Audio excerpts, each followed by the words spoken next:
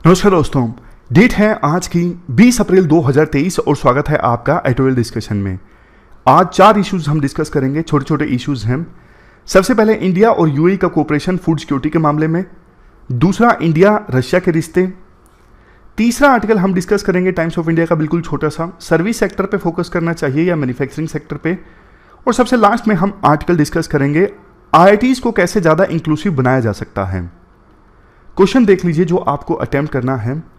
How can institutions of higher education particularly IITs promote empathy and inclusivity in their academic environment in response to recent suicides and mental health concerns among their student population. Question ये है, हाल ही में जो IITs में suicides की खबरें आई, mental health concerns की खबरें आई, इसके रिस्पॉन्स में हायर एजुकेशन के इंस्टीट्यूशंस खास करके आईआईटीज कैसे अपने एकेडमिक इन्वायरमेंट में एम्पथी और इंक्लूसिविटी को प्रमोट कर सकते हैं। तो आज का जो ये आर्टिकल है ना, उससे ये क्वेश्चन एड्रेस हो सकता है। अब चलिए डिस्कशन स्टार्ट करते हैं। फर्स्ट इंपॉर्टेंट आर्टिकल इंडिया और यूएई के बीच में फूड सिक्योरिटी से संबंधित कोऑपरेशन के बारे में है। आप जीएस पेपर सेकंड के इस टॉपिक से आर्टिकल को रिलेट कर सकते हैं। क्या कंटेस्ट है? देखो, यूएई आपको पता है एक गल्फ कंट्री है, तो वहां पे ना फर्टाइल लैंड काफ़ी कम है। चूंकि फर्टाइल लैंड कम है तो फूड ग्रेन की प्रोडक्शन काफ़ी कम होती है, यानी अनाज काफ़ी कम उगता है।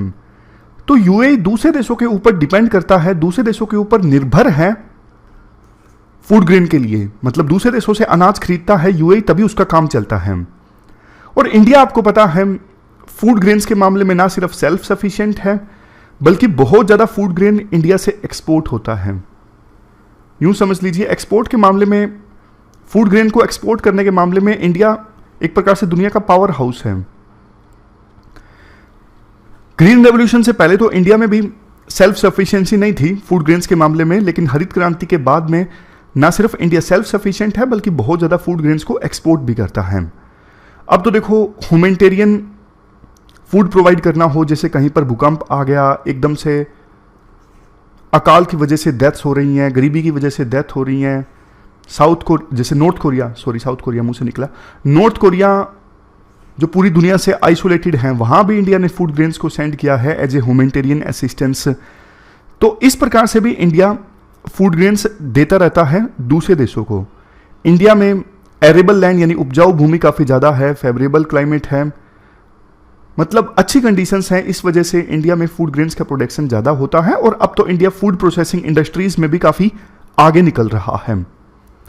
बड़े बड़े फूड पार्क्स इंडिया में इस्टेब्लिश हो रहे हैं। फूड पार्क में क्या होता है मैं आपको बता देता हूं। जैसे ये फूड पार्क है, तो ना यहाँ पे सारी फैसिलिटीज़ अवेलेबल होंगी। जैसे किसानों से अनाज आएगा, यहाँ पे वेयर हाउस होंगे जहाँ पे अनाज को स्टोर करके रखा जा सकता है, कोल्ड स्टोरेज की फैसिलिटी होगी। जो फसलें आई हैं उनकी प्रोसेसिंग के लिए यहाँ पे यूनिट्स अवेलेबल होंगी, पैकेजिंग यूनिट्स अवेलेबल होंगी। तो सारी फैसिलिटीज़ अवेलेबल होती हैं फूड पार्क में। इंडिया में ऑलरेडी काफ़ी सारे फूड पार्क्स इस्टेब्लिश हो चुके हैं और अब और भी हो रहे हैं। इंडिया में फूड ग्रेन्स की सिचुएशन क्या है, थोड़ी और अच्छी अच्छी बातें बोली जाती हैं। जैसे 800 मिलियन सिटीजन्स को तो सब्सिडाइज्ड ग्रेन दिया जाता है इंडिया में पीडीएस के थ्रू। जैसे 1 रुपये किलोग्राम राइस, 2 रुपये किलोग्राम वीट, इस प्रकार से। नेशनल फूड सिक्योरिटी एक्ट है 2013 का, जिसके तहत 800 मिलियन सिटीजन्स को सब्सिडाइज्ड फूड ग्रेन मिलता है। इसके बाद पोषण अभियान की बात की जाती है। पोषण अभियान तो देखो वर्ल्ड का सबसे बड़ा न्यूट्रिशन प्रोग्राम है बच्चों के लिए और महिलाओं के लिए।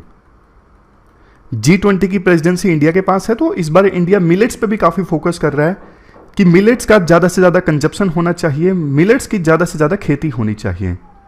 क्योंकि मिलेट की जो क्रॉप है वो ज़्यादा रिजिलियंट है, ड्रोट को रेसिस्ट करती है, मतलब ड्रोट की सिचुएशन में भी उगाया जा सकता है, ज़्यादा न्यूट्रिशियस है।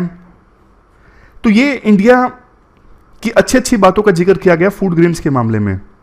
हमारे विदेश मंत्री एस जयशंकर ने स्पीच दी थी, जिसमें उन्होंने कहा था पूरे वर्ल्ड में फूड सिक्योरिटी के सामने ना 3 बड़े चैलेंजेस हैं, 3 सी हैं।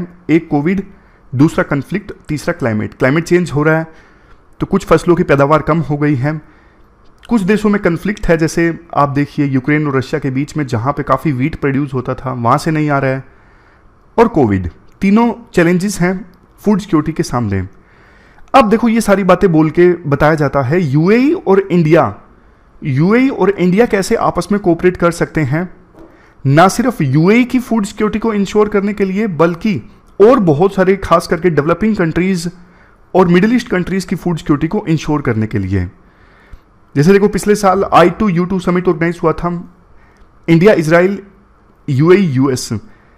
इसमें यूएई ने ना ये कमिट किया था कि हम $2 बिलियन से इन्वेस्ट करेंगे इंडिया में फूड पार्क्स बनाने में। ये फूड पार्क्स बनेंगे मध्य प्रदेश में और गुजरात में। फूड पार्क का मतलब आर्टिकल की शुरुआत में मैंने आपको बताया था वो जगह जहाँ पे वो सारे काम होते हैं, किसानों का जो फूड ग्रेन है वहाँ पे पहुँचता है, packaging, processing, warehousing, cold storage, वो सारी फैसिलिटीज़ होती हैं। इसके अलावा देखो इंडिया और यूएई के बीच में एक फूड कॉरिडोर इस्टेब्लिश होने की बात भी हो रही है। फूड कॉरिडोर जैसे इंडिया से सामान जाएगा सीधा यूएई में और यूएई से फिर दूसरी जगह पे सामान जाएगा फूड ग्रेन्स की प्रोसेसिंग होके, ना सिर्फ इजराइल में बल्कि दूसरे मिडिल ईस्ट कंट्रीज में, बल्कि अफ्रीकन कंट्रीज में भी। ये होगा फूड कॉरिडोर। आप एक बार फिर से देख लीजिए। अब इसके लिए भी यूएई इन्वेस्ट करेगा इंडिया में। इंडिया को क्या फायदा होगा? इंडिया को देखो फायदा इससे ये होगा, इंडिया का फूड ग्रेन्स प्रोसेसिंग होके यूएई के थ्रू वर्ल्ड मार्केट में पहुंचेंगे।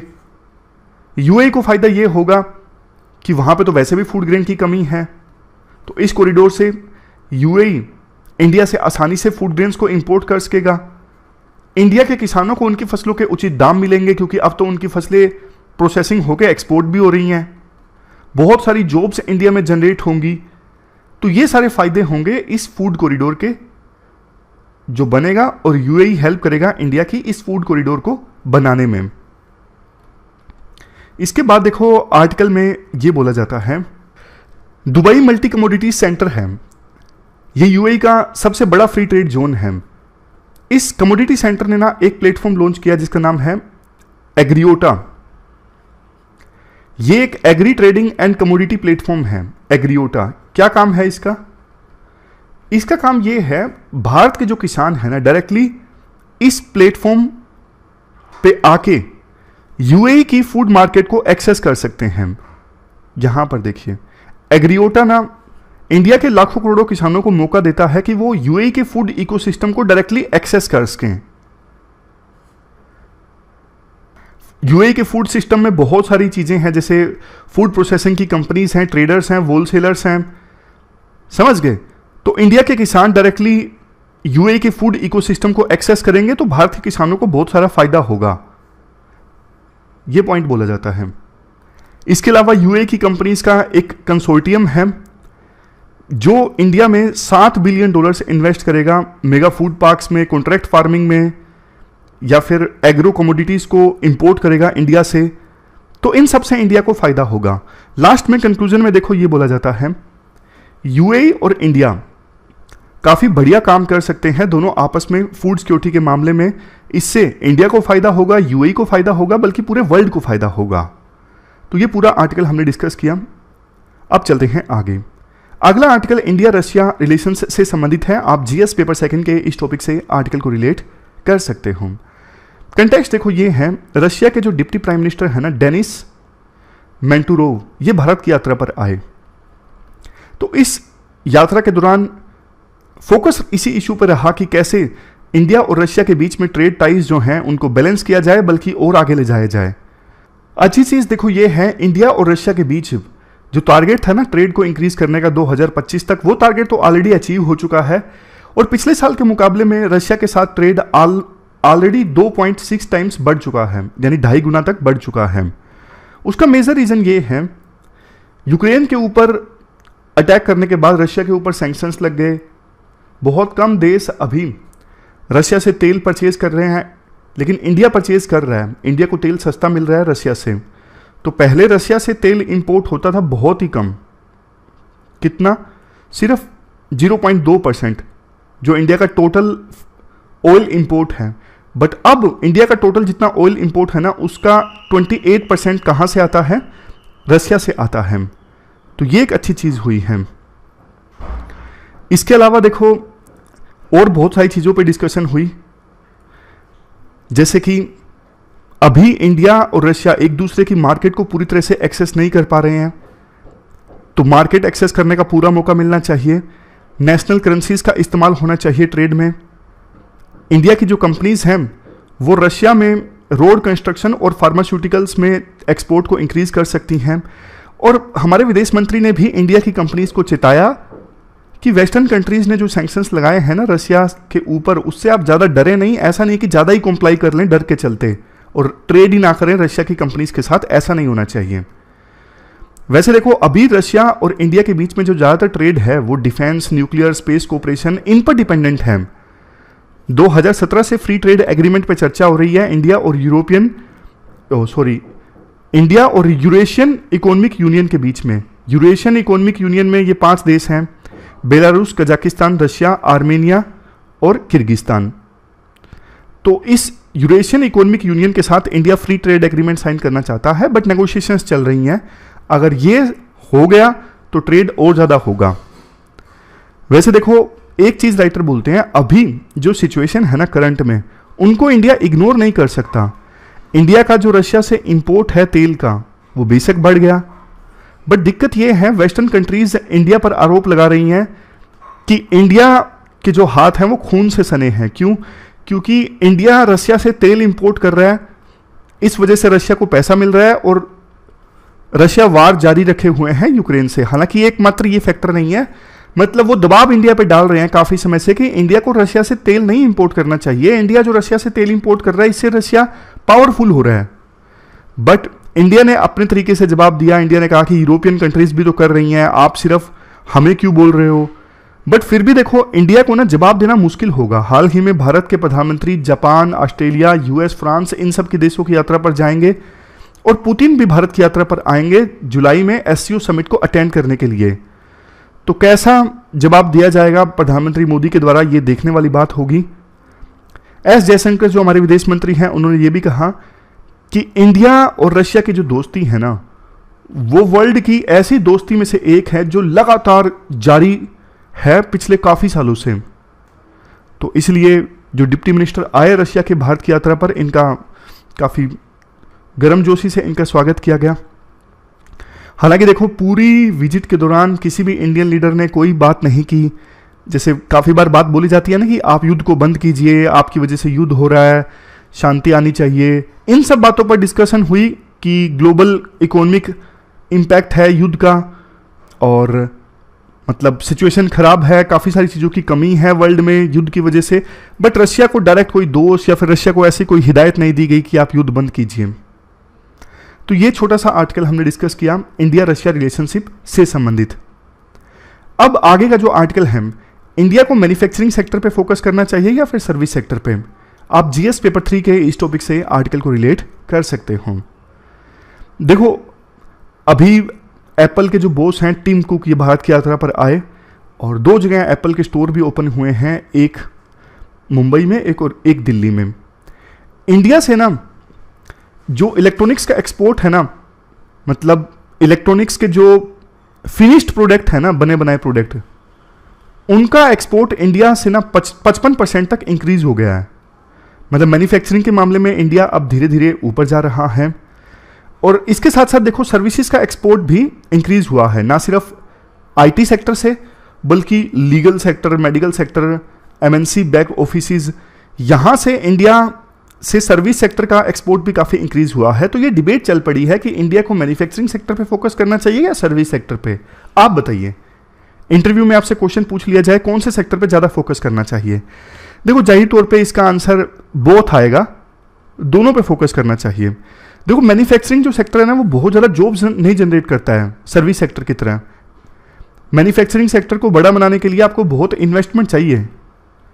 चाइना जो पूरे वर्ल्ड की जिसे फैक्ट्री कहा जाता है, चाइना में जो मैन्युफैक्चरिंग आउटपुट है ना, वो $5 ट्रिलियन की है। फिर भी चाइना का मैन्युफैक्चरिंग सेक्टर सिर्फ 83 मिलियन वर्कर्स को रोजगार देता है, जबकि इंडिया का जो मैन्युफैक्चरिंग आउटपुट है ना, वो तो बहुत कम है। वो कितनी है? $500 बिलियन के आसपास है, यानी चाइना का ऑलमोस्ट 1/10। फिर भी इंडिया का मैन्युफैक्चरिंग सेक्टर जो है कितने लोगों को जॉब करता है, देता है 27 मिलियन से लेकर 62 मिलियन वर्कर्स के बीच में। मैन्युफैक्चरिंग सेक्टर में अनएम्प्लॉयमेंट बढ़ी है इंडिया में, यानी एम्प्लॉयमेंट का साइज कम हुआ है। पहले कितना था, 2016-17 में ये 51 मिलियन था, 2020-21 में घट के 27 मिलियन रह गया है। मतलब क्या है, ये सारी चीजें तो बताती हैं कि मैन्युफैक्चरिंग सेक्टर एक बहुत बड़ा जॉब क्रिएटर नहीं है। इसके बाद राइटर ये बोलते हैं सर्विस सेक्टर में जब हाईटेक जॉब्स ज्यादा जनरेट होती है ना, जैसे आर्टिफिशियल इंटेलिजेंस से रिलेटेड, मतलब अच्छी टेक्नोलॉजी से रिलेटेड, तो उसका एक मल्टीप्लायर इफेक्ट देखने को मिलता है, पूरी इकोनॉमी को उसका फायदा होता है। लो स्किल की जो जॉब है ना, लो स्किल सर्विस जॉब, मैनुअल काम कोई कर रहा है जिसमें थोड़ी बहुत स्किल की आवश्यकता है, उससे इकोनॉमी को मल्टीप्लायर फायदा नहीं होता है। तो अब कुल मिला के देखो, राइटर ये बात बोलना चाहते हैं, अगर आप मैन्युफैक्चरिंग सेक्टर को इग्नोर कर दोगे ना, तो इंडिया का करंट अकाउंट डेफिसिट बहुत बढ़ जाएगा। करंट अकाउंट डेफिसिट मतलब इंडिया इंपोर्ट ज्यादा कर रहा होगा, एक्सपोर्ट कम कर रहा होगा, तो ऐसी सिचुएशन में फिर बैलेंस ऑफ पेमेंट क्राइसिस आ जाएंगे। तो मैन्युफैक्चरिंग सेक्टर को तो मजबूत करने की आवश्यकता है, ताकि ऐसा ना हो कि छोटी से छोटी चीज परचेज करने के लिए भी इंडिया दूसरे देशों के ऊपर डिपेंडेंट है। ये चीज देखो सिक्योरिटी के पर्सपेक्टिव से भी काफी इंपॉर्टेंट है। इंडिया ये सिचुएशन बर्दाश्त नहीं कर सकता कि इंडिया का करंट अकाउंट डेफिसिट एक लेवल से ज्यादा बढ़े। कुल मिला के देखो कंक्लूजन ये है, मैन्युफैक्चरिंग सेक्टर बेशक जॉब जनरेट ना करे ज्यादा, फिर भी मैन्युफैक्चरिंग सेक्टर को मजबूत तो इंडिया को करना ही होगा। इंडिया की इकोनॉमी को मजबूत करने के लिए, करंट अकाउंट डेफिसिट को कंट्रोल में रखने के लिए। तो कुल मिला के ये बहुत लंबा आर्टिकल नहीं है, बहुत सारे आर्गुमेंट्स नहीं दिए जाते इस आर्टिकल में, बस पॉइंट एक ही है कि दोनों चीजों पे फोकस किया जाए, सर्विस सेक्टर पे भी और मैन्युफैक्चरिंग सेक्टर पे भी। अब इसके बाद आखिरी जो हमारा आर्टिकल है वो आईआईटी से संबंधित है। आप जीएस पेपर सेकंड के इस टॉपिक से आर्टिकल को रिलेट कर सकते हो। देखो आईआईटीज में ना काफी सारे सुसाइड्स हो गए हैं, काफी चिंता की बात है। अब कुछ आर्टिकल्स ऐसे भी पब्लिश हुए जिन लोगों ने सुसाइड किया, उनमें से ज्यादातर एससी कम्युनिटी के लोग थे, एससी एसटी कम्युनिटी के। अब बहुत सारे लोगों ने, एक्सपर्ट्स ने कहा कि होता क्या है, एकदम से ना आईआईटीज में एडमिशन लेने पर प्रेशर बहुत ज्यादा बढ़ जाता है। अब कुछ लोग ना उस प्रेशर को झेल नहीं पाते, उस पढ़ाई को झेल नहीं पाते, जैसे 3 इडियट्स में दिखाया था, सुसाइड हो गया था, प्रोजेक्ट टाइम पे नहीं कंप्लीट हो पाया था, फिर गाना आता है गिव मी सम सनशाइन। तो उस टाइप की सिचुएशन बहुत बार पैदा हो जाती है। और ना कुछ कम्युनिटी के लोगों के साथ में डिस्क्रिमिनेशन भी होता है। 1-2 जगह खबरें आई, जिनको रिजर्वेशन से एडमिशन मिला उनके साथ डिस्क्रिमिनेशन की खबरें आई। तो राइटर ना कुछ सजेशंस देते हैं। राइटर कहते हैं देखो आप कुछ डेटा देखिए, सेंसस 2011 का डेटा है, इसके अनुसार जो जनरल पॉपुलेशन है ना, 76% जनरल पॉपुलेशन को वॉशरूम की एक्सेस थी, लेकिन 57% एससी फैमिलीज को वॉशरूम की एक्सेस थी। उसी प्रकार से फिर अलग अलग डेटा दिया जाता है कि कम एससी फैमिलीज को बाइक की एक्सेस थी, कम एससी फैमिलीज को मतलब दूसरी फैसिलिटीज थी। तो जो लोग रिजर्वेशन से पहुंचे हैं ना, उन्होंने बहुत कुछ झेला है, मतलब उन्होंने काफी कुछ सफर किया है, इसीलिए रिजर्वेशन का जो बेनिफिट है वो एक्सटेंड किया गया था।